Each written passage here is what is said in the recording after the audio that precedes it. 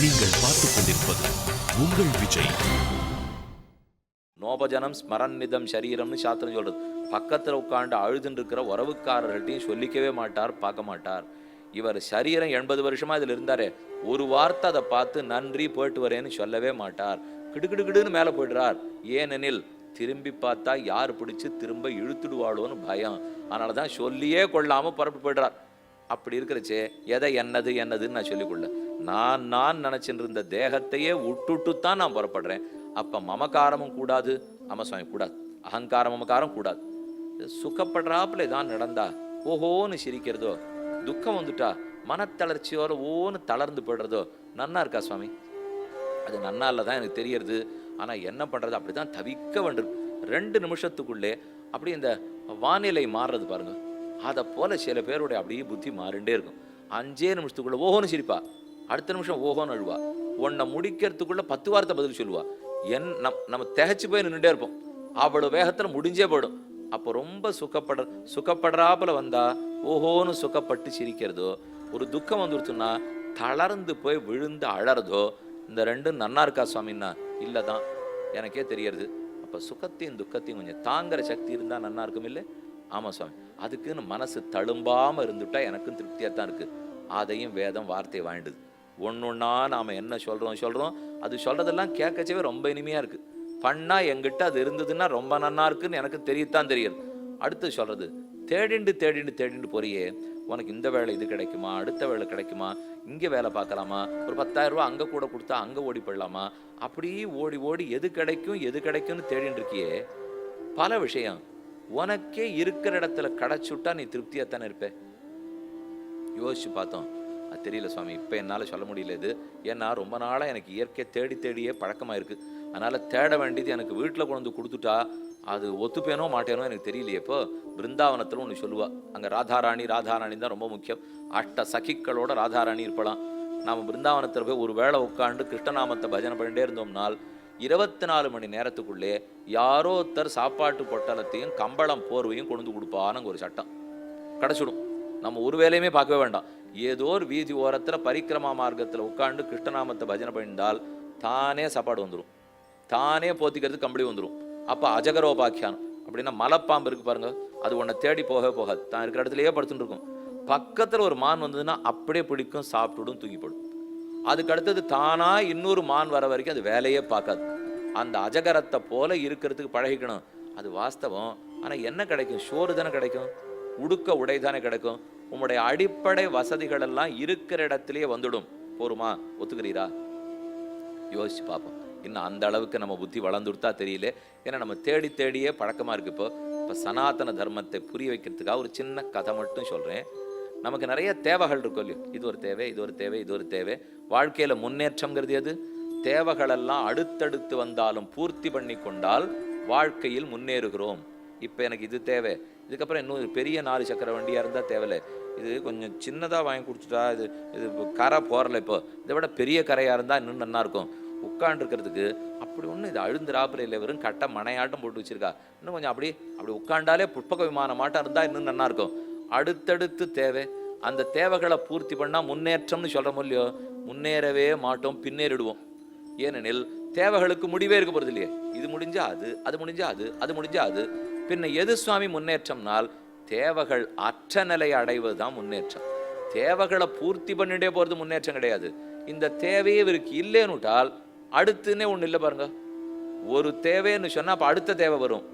தேவையே இல்லைன்னுட்டால் அப்ப தேவையில்லை, அடுத்து கேட்க மாட்டாளே, நம்மள பைத்தியம் நினைச்சுடுவா.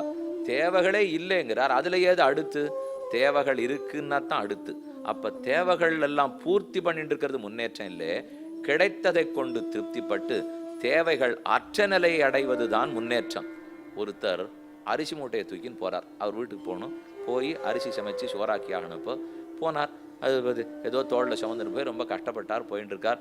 போனா மூட்டை கீழே விழுந்துருத்து, ஒண்ணுமே இல்லை, சரியா போச்சு.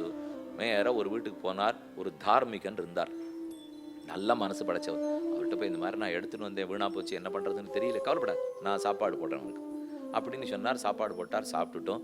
உனக்கு ஏதாவது உதவி வேணும்னா கேளு. டாடி எனக்கு ஒரு 10 ரூபாய் வேணும், ஒரு படி அரிசி வாங்கி அனுப்போ, இந்த நாளில் ஏதோ விலை கூடங்கிறா, அது என்ன ஆகுமோ அது கொடும். அதே மாதிரி ஒரு மூட்டையை நான் தூக்கி வந்தாகணும், அதுக்கு ஒரு ஆள் வசதி பண்ணி கொடுத்தீங்கன்னா தேவையில்லை. சரி, இந்த தார்மிகர் ஒரு ஆளை அனுப்பிச்சார், 100 ரூபா பணமும் கொடுத்தார். வாங்கிட்டேன், நேராக கிடுகிடுன்னு என் ஊருக்கு போனேன். ஊருக்கு போயிட்டு 100 ரூபா பணத்தை கொடுத்தேன், 1.5 படி அரிசியை வாங்கிட்டேன். அந்த ஆளை கூட்டினேன், தலையில் தூக்கி சொன்னேன், கிடுகிடுன்னு வந்துட்டே இருந்தேன்னா வர்ற இடத்துல இன்னொரு கிராமத்தில் பசிச்சுது. சரின்னு ஒரு ஆள்கிட்ட போய் இறங்கினேன். அவரும் தார்மிகர், இவரும் தார்மிகர், அவரும் தார்மிகர்.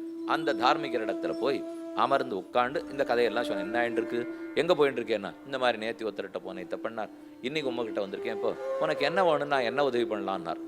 இல்லை, இவர் எனக்கு ஆளெல்லாம் கொடுத்துட்டார், ஆனால் மேற்கொண்டு இது எங்கிட்ட இருக்கிறது 1.5 படி அரிசி, இதை ஒரு மூட்டையை ஆக்கணும், அந்த மூட்டையாக்கி தூக்கின்னு போனோன்னா 2 ஆளான்னு வேணும், இதை நீர் பண்ண முடியுமான்னா அந்த சுவாமி சொன்னார், இல்லை, முதல் ஆள் உனக்கு உதவினாப்பில் நான் உதவ போகிறது இல்லை.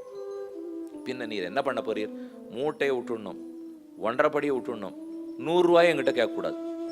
அப்போ நீர் என்னதான் உதவ போறீர், ஆளும் கொடுக்க மாட்டீர், 1.5 படி அரிசியும் கொடுக்க மாட்டீர், 100 ரூபாயும் கொடுக்க மாட்டீர். என்ன பண்ணுவீர்னா, நான் ஒரு ஷீட் எழுதி உனக்கு கொடுப்பேன், நீ தாராளமாக தோளை வீசின்னு நட, காலை வீசின்னு நட, ஆளும் வரமாட்டார், தனியாக நீ அந்த ஊருக்கு போ. நீ இப்போ எந்த ஊருக்கு போகணும், நான் அந்த ஊருக்கு போகணும், போ. நான் கொடுத்த ஷீட்டை இந்த முகவரியில் இருக்கிறவர்கிட்ட கொண்டு கொடுத்துட்டியான்னா அவர் உனக்கு வேண்டிய சாப்பாட்டை போட்டுருவார். நீ உனக்கு ஒன்று மூட்டையும் தூக்கின்னு போக வேண்டாம், நீ ஒன்று ஆளையும் கூட்டின்னு போக வேண்டாம், நீ பணமும் வாங்கிக்க வேண்டாம். ஏன்னா ஆளை வச்சுன்னு மூட்டையை வச்சுன்னு பணத்தை வச்சுன்னு சமைச்சு தானே சாப்பிட தானே போற. அந்த சாப்பாட்டை நீ அங்கே போய் இந்த ஷீட்டை கொடு, அவர் உனக்கு சோறு போட்டுருவாருனாரோ இல்லையோ. இப்போ உலக இன்பத்தில் மேலே மேலே மேலே உதவி பண்ணி முன்னேறி அடுத்தடுத்து என்னுடைய தேவைகளை பூர்த்தி பண்ணிக்கிறேங்கிறது முதற் தார்மிகர் பண்ணது. ஆனால் சனாதன தர்மம் என்ன சொல்லும்னால், அது எதுக்கு இப்போ உலகத்துக்கே தார்மிகன் ஒரு பரமச்சேதனன் பகவான் இருக்கார், யாருக்கு வேணா சோறு போடுறதுக்கு தயார்னு அவர் சொல்றார். இதுக்கு எதுக்கு நான் மூட்டையை சூக்கணும், இது எதுக்கு நான் ஆளை கூட்டின்னு வரணும், இப்போ அவசியம் இல்லையே. அவரிடத்துல சரணம்னு ஒரு ஷீட் எழுதி கொடுத்துட்டோம்னா அவர் பார்த்துக்கிறேங்கிறாரு. அப்படி இருக்கிறச்சே நான் எதுக்கு மெனக்கடனப்போ. இது 2வது தார்மிகன் கட்சி. முதல்ல இருக்கிறவரும் தர்மம் தான், 2வது இருக்கிறவரும் தர்மம் தான்.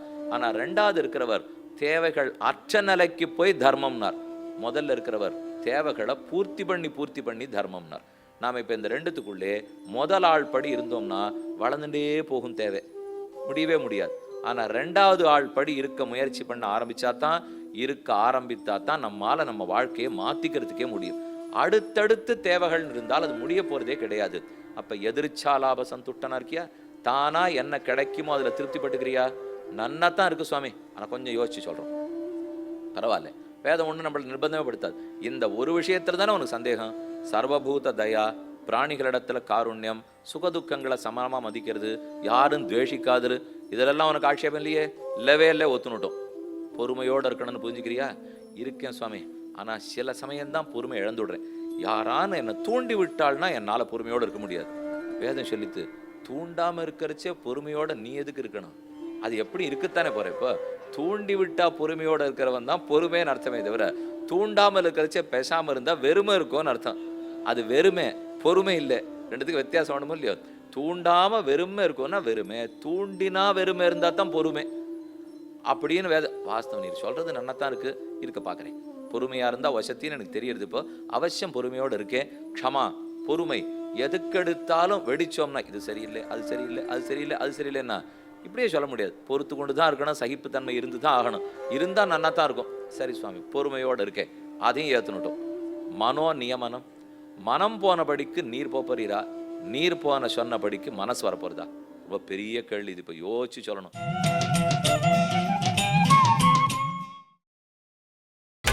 நீங்கள் பார்த்துக் கொண்டிருப்பது உங்கள் விஜய். என் மனசு எங்கெங்கயோ யோசிக்கிறது சுவாமின்னா வேதம் தப்புங்கிறது. நீ மனதை கொண்டு எங்கேயோ யோசிக்கிறேன்னு சொல்லு. மனதுக்கு அறிவு கிடையாது, நீ தான் மனதை கருவியா வச்சுன்னு யோசிக்கிற. மனம்ங்கிறது எது? கண்ணு ஒரு கருவி, மூக்கு ஒரு கருவி, நாக்கு ஒரு கருவி, மனம் ஒரு கருவி. கண்ணா பார்க்குமா? நான் தானே கண்ணை வச்சுன்னு பார்க்கணும். மூக்கா முகருமா? நான் தானே மூக்கை வச்சுன்னு முகரணும். மனமா நினைக்குமா? நான் தானே மனசை வச்சுன்னு நினைக்கணும். அப்ப மனோ நியமனம், நான் மனத்தை நியமிக்கிறேனா அல்லது மனம் போனபடிக்கு நான் போகிறேனா? எதுவா இருந்தாலும் நம்ம கீழே இருக்கிறவாளை நம்ம ஆட்சி பண்ணத்தானே நமக்கு பிடிக்கும். இப்ப மனம் நம்மளை ஆட்சி பண்ணுமா, நாம மனத்தை ஆட்சி செலுத்தணுமா? சாமி நான் தான் மனத்தை செலுத்தணும், ஒத்துக்கோ. அப்ப நீ தான் உன் மனத்தை நியமிக்கணும்னு ஒத்துக்கிறியா? அது நீ என்ன நினைக்கணும்னு சொல்றியோ அதைத்தான் நினைக்கணும். நீ யாரை பத்தி நினைக்கணும்னு சொல்றியோ அதைத்தான் நினைக்கணும். அந்த மனக்கட்டுப்பாடு உனக்கு வந்துடுதா?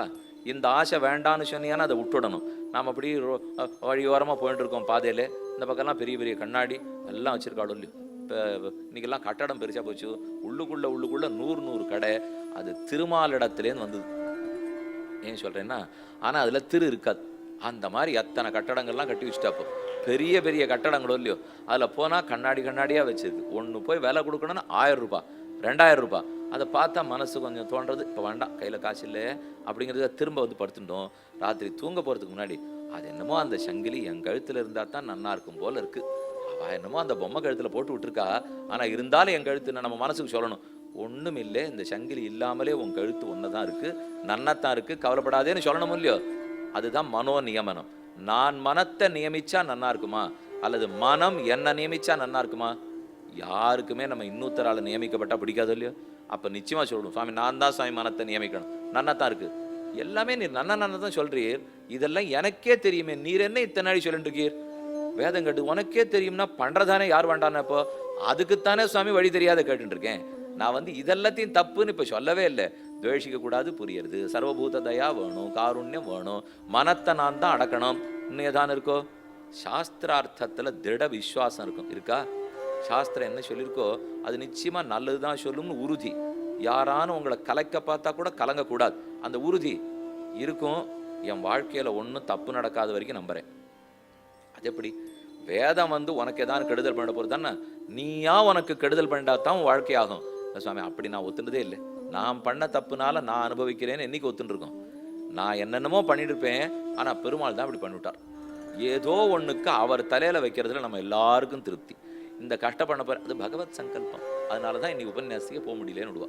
ஏன் சுவாமி நீ உபன்யாசத்துக்கு வரல, நேற்றுக்கு முந்தா நாள் வந்தீரே, முந்தா நாள் வரலையேன்னா அது பகவத் சங்கல்பம், வர முடியல. பகவான் கூப்பிட்டு யாரோ ஆத்மாவை பற்றி பேச போறா, அதெல்லாம் நல்லது கேட்காதே, போகாதே என்ன என் கையை பிடிச்சி தடுத்து உட்காத்தி வச்ச மாதிரி சொல்லிட்டு இருக்கோம். இப்போ எதுக்கு பகவத் சங்கல்பம் உபயோகப்படுத்தணும்னு தெரியும். அடி என் மோட்சத்துக்கு போனேன், பகவத் சங்கல்பம்னு சொல்லுங்க நியாயம். அடி எனக்கு ஞானம் மலர்ந்தது, ஆழ்வாராச்சார இடத்துல பக்தி வந்தது, பகவத் சங்கல்பம்னு சொல்லுங்க நியாயம். அதுவா வண்டி ஓட்டிகிட்டே இருக்கிறேன், திடீர்னு தடிக்கு கீழே விழுந்தேன்னு இல்லையோ, எல்லாம் அந்த பகவான் பண்ணியிருக்காருன்னா. 6 வண்டி ஓட்டின்னு போயிருக்கான்னு சங்கிலி அறுத்து விடுறது அவருக்கு வேலை. இப்போ இதெல்லாம் அவர் பண்ணுறதே இல்லை. ஆளாளுக்கு ஞானம் கொடுக்கறதும் பக்தி கொடுக்கறதும் பகவான் வேலையை தவிர முமுட்சுக்களை உருவாக்குறது ஒன்று தான் அவருக்கு தேவை. அதை தவிர்த்து எத்தையும் பெருமான் ஈடுபடுறதே இல்லை. அவர் எல்லாத்தையும் செய்கிறான்னு நம்ம ஒன்று தப்பாக புரிஞ்சுட்டு இருக்கோம். இப்போ உங்கள் குறுக்க யாரான ஒருத்தர் இருமரா தும்மரான்னு வச்சுங்க, பகவத் சங்கல்பம் தூங்கினார்னுவா. அதெல்லாம் இல்லை, அவரும் தும்மறதில்லை, யாரை தும்ம சொல்றதும் இல்லை, ரெண்டுமே பகவான் பண்றதில்லை. இது நானா எத்தையோ பண்ணிவிட்டு எனக்கு மூக்கில் ஏதோ அழுகு போச்சு, நான் தும்மிருக்கு போறேன். அப்போ எதற்கோ பகவத் சங்கல்பம்னு சொல்லக்கூடாது. அதெல்லாம் என் சங்கல்பம், அதைத்தான் புரிஞ்சுக்கணும். இப்போ நம்ம வாழ்க்கையில நாம படுறோம்னா அது நம்முடைய சங்கல்பம் தான். அதை தெரிஞ்சுட்டு சாஸ்திரத்துல உறுதியான எண்ணம் இருக்கணும். அது ஒரு நாள் நமக்கு தப்பு சொல்லாதுன்னு இருக்கணும். சரி, அதுவும் புரிஞ்சுக்கிறேன், முயற்சி பண்றேன். அது நல்லதா எனக்கு பண்ணிடுதுன்னா பண்ணுவேன்னா, நல்லதாகவே நடந்துட்டு இருக்கும்னு சனாதன தர்மத்துல சொல்லி கூப்பிடவே மாட்டான். மற்ற இடத்துலலாம் நீங்க பிரச்சாரம் பண்றச்சே பார்த்துருக்கிறச்சே, இந்த கட்டம் தீந்துரும், அந்த கட்டம் தீந்துரும், வாங்கோ வாங்கோ என்று கூப்பிடுறாளோ இல்லையோ. யாரானு சனாதன தர்மத்தில் உன் கடன் தொல்லை தீரும், குடும்ப ஆபத்து தீரும், குழந்தை பிறக்கும், வேலை நன்றாக கிடைக்கும், பணமாக கொட்டும் என்று சொல்லி சனாதன தர்மத்தில் ஒரு ஆச்சாரியன் கூப்பிடுவாரானால் கூப்பிடவே மாட்டார். அதனாலதான் சுவாமி வர்றதே இல்லை. ஏன் தெரியுமா? ஒருத்தர் வர்றதில்லை. இப்படி சொல்லி கூப்பிட்டா தானே வருவாள்னா, ஆனா வேற மாதிரி சொல்லுவா. ஒன்றும் கவலைப்படாதே, உனக்கு பணம் வந்துடாது, உனக்கு ஒன்றும் குடும்ப ஆபத்தெல்லாம் தீர்ந்துடாது, உன் வியாதி ஒன்றும் தீர்ந்துடாது. ஆனா இது எதுவும் நடக்காதனால இப்ப கவலைப்பட்டு இருக்கியே, அந்த கவலையை தீர்த்து விடுவேன். அதைத்தான் எனக்கு பண்ண முடியுமே தவிர உன் வியாதியை தீர்க்க என்னால முடியாது. லோகத்திலே ஒரே கொசு தொல்லை இருந்ததுன்னா நாவனா களிம்பு பூசிக்கலாம், நான் ஒரு கொசு வலை போட்டு உள்ள படுத்துக்கலாமே தவிர கொசு ஒழிக்க என்னால் முடியுமாண்ணா? அது முடியாது. லோகத்து எனக்கு குடும்பத்துல வரப்போற துக்கங்களெல்லாம் அழிச்சுடுறதுக்கு என்னால முடியாது. ஆனா அந்த துக்கங்களால மனம் கலங்காமல் இருக்கிற உறுதிய சனாதன தர்மம் கொடுக்கும். அதை சொல்லித்தான் இந்த ஆச்சாரியால் இது வரைக்கும் கூட்டிருக்காளே தவிர இப்போ மற்ற பேர் வேற வாங்கோ தீந்து போயிடும்னா எப்படி தீரும்? இன்னைக்கு தீந்தாப்புல இருக்கு, நாளைக்கே வந்துடும். ஒருத்தர் செங்கல் கட்டியை கொண்டா நான் தங்கமா மாத்தி கொடுக்குறேன்னா போறச்சே அவர் வீட்டுக்கு முன்னாடி தங்கமா இருக்கும், நம்ம வீட்டுக்கு வர்றதுக்குள்ள அதே செங்கலா பள்ளிக்கும். அதை போலத்தான் நம்ம எத்தையான நம்பிட்டு எங்கேயானு போயிட்டு இருந்தோம்னால் கொஞ்ச நேரத்துல அது அத்தனை வீணாப்படும். எது நிலைக்க கூடியது? சம்சாரத்துல துக்கம் நிலைச்சுத்தான் இருக்கும், சுகமும் துக்கமும் மாறி மாறித்தான் வரும். நான் தான் மாறி மாறி வர்றதுலேருந்து என்னை தற்காத்து கொள்ள வேண்டுமே தவிர சுகதுக்கங்கள் அழிக்கிறதுக்கு என்னால முடியாது. அது மாத்தி மாத்தி வந்துட்டு தானே இருக்கும். சனாதன தர்மத்தில் சுகத்தையும் துக்கத்தையும் சமமா பாவிக்க கத்துக் கொடுக்குறோம். நடுக்கத்தை தீர்ப்போம், அது ரொம்ப முக்கியம். வேதம் கேட்கறது, யாரையானு பார்த்து நீ பயப்படுறியா, யாரையானு காத்து நீ நடுங்குறியா? ஆமாம் சுவாமி, யாரை பார்த்தாலும் நடுங்குறேன். பக்கத்துல நாய் ஓடித்துனா நடுக்கம், எங்கேயான பூனை கத்தித்துனா நடுக்கம், கிளி சத்தம் போட்டுதுன்னா நடுக்கம், எலியை பார்த்தா நடுக்கம், பூனையை பார்த்தா நடக்கும், சிங்கத்தை பார்த்தா நடக்கும், எத்தை பார்த்தாலும் நடுக்கம். அது கூடாதே. அந்த நடுக்கம் இல்லாம இருந்தியானா நன்னா இருக்குமா? நீ ஒத்தரை பார்த்து பயப்படக்கூடாது. ஆமா, அது ரொம்ப நன்னா இருக்கும் சுவாமி. கூடவே வேதம் கேட்டுது, ஒன்னை பார்த்துரும் ஒத்தரும் பயப்படக்கூடாது. அதுவும் உனக்கு சரியானா இது இருந்தா அதை ஒத்துக்கிறேன். நான் யாரை பார்த்தும் பயப்பட வேண்டாங்கிற நிலையை எனக்கு கொடுத்துட்டோம். அப்ப என்னை பார்த்தும் ஒத்தரும் பயப்பட வேண்டாதபடி நான் நடந்துக்கிறேன்னா ரெண்டையும் எழுதி வாங்கி கொடுத்து. யஸ்மான் நோத்விஜதே லோகாத் லோகான் நோத்விஜதே ச யஹ. கண்ணு சொல்றாரு, யாரை கண்டு உலகம் நடுங்கலையோ, உலகத்தை கண்டு யார் நடுங்கலையோ அவன் தான் சனாதன தர்மி, உண்மையான தர்மி. இவனை பார்த்தும் ஒத்துரு நடங்கும்படிக்கு அவன் நினைக்க கூடாது. ஒருத்தர் கேள்வி கேட்டுட்டாங்கிறதுக்காக வள்ளுன்னு விடக்கூடாது. கேட்கட்டுமே, எல்லாரும் நம்ம கிட்ட வரும்படிக்கு தான் நம்ம இருக்கணும். 4 கேள்வி கேட்கட்டும், தப்பா கேட்கட்டும், நானும் அப்படித்தானே கேட்டுன்னேன். இன்னைக்கு ஏதோ 4 பதில் தெரிஞ்சுதுங்கிறதுக்காக மாறிப்பட மாறப்போ. அப்ப யார்கிட்டையும் கிட்டக்க நெருங்கும்படி இருக்கணும், யாரையும் கோபிச்சுக்க கூடாது, நடுங்க கூடாது. நானும் ஒருத்தரை பார்த்து நடுக்கம் இருக்கக்கூடாது. எதை நினைச்சு எனக்கு நடுக்கம் இல்லை.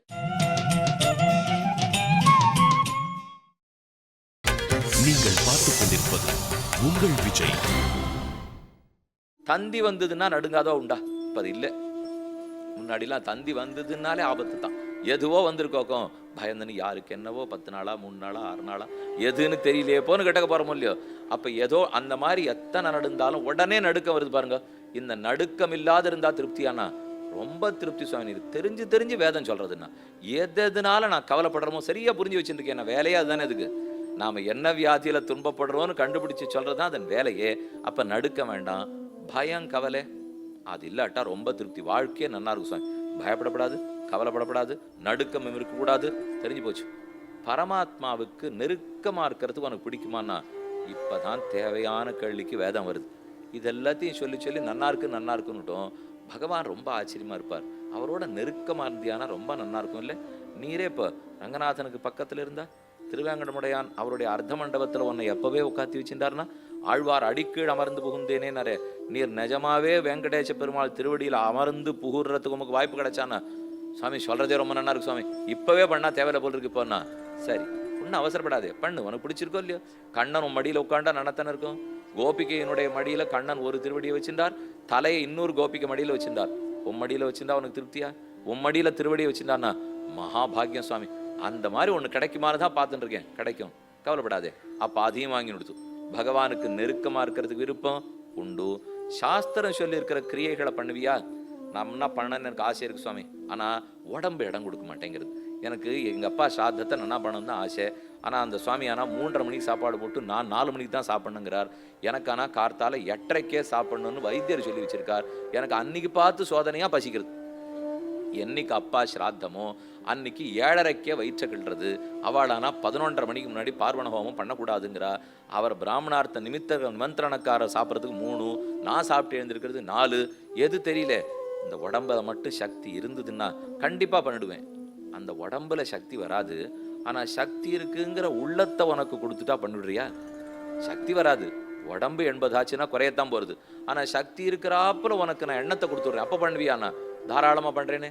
அப்ப சாஸ்திரோக்தமான கர்மங்கள், சாஸ்திரம் சொல்லியிருக்கிற கிரியைகள்ல உனக்கு விருப்பம் இருக்கா?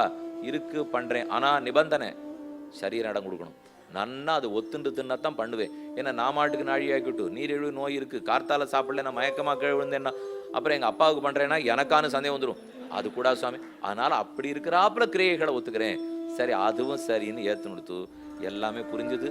மோட்சத்தை அடையறதுக்கு உனக்கு விருப்பம் இருக்கான்னா அது இன்னைக்கு வேண்டாம் சுவாமி, கொஞ்சம் அப்புறம் பார்ப்போம். முதல்ல இப்ப பேசியிருக்கிறது எல்லாத்தையும் முடிவு பண்ணுவோம். அதுக்கப்புறம் அதை பத்தி பார்ப்போமே. என்ன 6:30க்கு ஆரம்பிக்கச்சே ஒரு ஜீவன் நீ மனுஷன் இல்லைன்னு சொல்லிட்டு அதுக்கு புருஷார்த்தம் மோட்சம் அடையிறதான் பயன்னு சொல்லச்சே சரின்னு தலையாட்டினே. ஆனா இப்ப 9 மணிக்கு வந்து மோட்சம்னு சொல்லச்சு இப்ப கிடையாது நாளைக்குன்னு சொன்னா எப்படி முடியும்? அப்ப அதுதான் பயனா? இதெல்லாம் வந்ததுன்னா அதுவும் சரி, அதுதான் நிரந்தரமான பயன்னு புரிஞ்சு போச்சு. பேரின்பம் இங்க இருக்கிற ஒரு கஷ்டமும் இல்லை. எந்த சரீர சுகத்தில் இருக்கிற கஷ்டமும் இதுல கிடையாது. ஆனந்தம் ஆனந்தம் ஆனந்தம். ஹாவு ஹாவு ஹாவு என்ன அனைவரும் சேர்த்து வைகுண்டத்திலிருந்து பகவானை அனுபவிக்க அவர் கிட்டக்க கூட்டு மடியில உட்காந்து வச்சு அள்ளி அணைத்து அரவணைத்து புன்சிரிப்பு மாறாமல் தன் திருமார்போடை அணைத்து கொண்டு இப்படி பார்த்தா மகாலட்சுமி, இப்படி பார்த்தா ஸ்ரீதேவி, இப்படி பார்த்தா பூதேவி, அந்த ஆனந்தமா அவனுக்கு சந்தேகப்படுற இப்போ இது நானா இருக்கு சுவாமி. இப்ப நீ இது சொன்னப்பறம் தான் புரியுறது. அதனால இதை விட மோட்சத்துக்கு போறதுல எனக்கு விருப்பம் இருக்கு. இப்போ இதெல்லாமே விருப்பம் விருப்பம். அப்ப அடிப்படையிலேருந்து ஆரம்பிச்சு உயர்ந்தது வரைக்கும் ஆருக்கும் விருப்பம் இல்லாமல் போகாது. ஒரு மனிதன் இது எல்லாத்தையும் வேண்டான்னு சொல்ல போறாரா? நிச்சயமா வேணும் வேணும்னு ஒத்துக்கிறோம். ஆனா இது கிடைக்க போறதுன்னு இருந்தா சுவாமி, மானம் அவமானம் சுடு சொல் வார்த்தை எதை பத்தி எனக்கு கவலை இல்லை. அது கிடைச்சி கொடுத்தனா சரி. எப்பவுமே மனுஷனுக்கு கிடைக்க போறது உயர்ந்தது எதுன்னு பட்டு போச்சுன்னால் அதுக்கு படப்போற கஷ்டம்லாம் இவன் மனசுல படவே படாது. அந்த உயர்த்தி அந்த பேரின்பம் மனசுல பட்டு கொடுத்துன்னா, இப்ப 4 பேர் சொன்னா சொல்லிட்டு போறாளே என்ன இப்போ மானமாவது அவமானமாவது, அது கிடைக்கும்னா நான் அவமானத்தை ஏத்துக்கிறேன் சுவாமி. யாரு வெச்சாலும் சரி ஏத்துக்கிறேன்னா, மான அவமானத்தை பத்தி கவலை இல்லை. ஆறு வெச்சாலும் வாழ்த்தினாலும் அதை பத்தி கவலை இல்லை. அகங்கார மமகாரத்தை விட தயாராயிட்டேன். கிடைக்கிறத வச்சுன்னு திருப்திப்பட தயாராயிட்டேன். என் மனசை நானே நியமிக்க தயாராயிட்டேன். நடுக்க வேண்டாம், பயம் வேண்டாம், கோபம் வேண்டாம்னு புரிஞ்சு போச்சு. எல்லாம் நல்லது நல்லது நல்லதுன்னு தெரிஞ்சு போச்சு.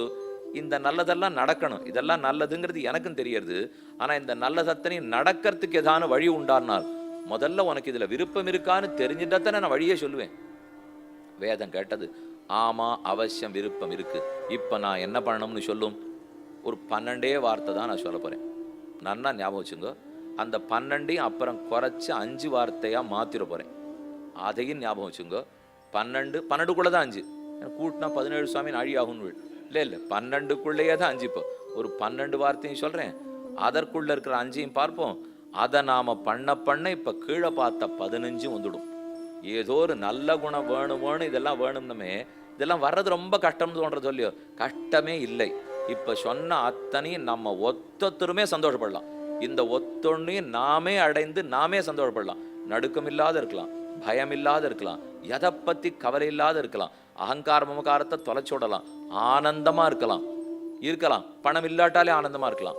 குணம் இல்லாட்டாலே, யாரும் குணமில்லாத எங்கிட்ட சத்தம் போட்டா கூட ஆனந்தமா இருக்கலாம். எனக்கு யாரான ஒருத்தர் பட்டம் கொடுத்தாலும் ஆனந்தப்படாத இருக்கலாம். பட்டமே இல்லைன்னு கழிச்சுட்டாலும் ஆனந்தப்படலாம். சொல்றதுக்கு ரொம்ப நன்னா இருக்கு. நடக்குமானால் நடக்கும்.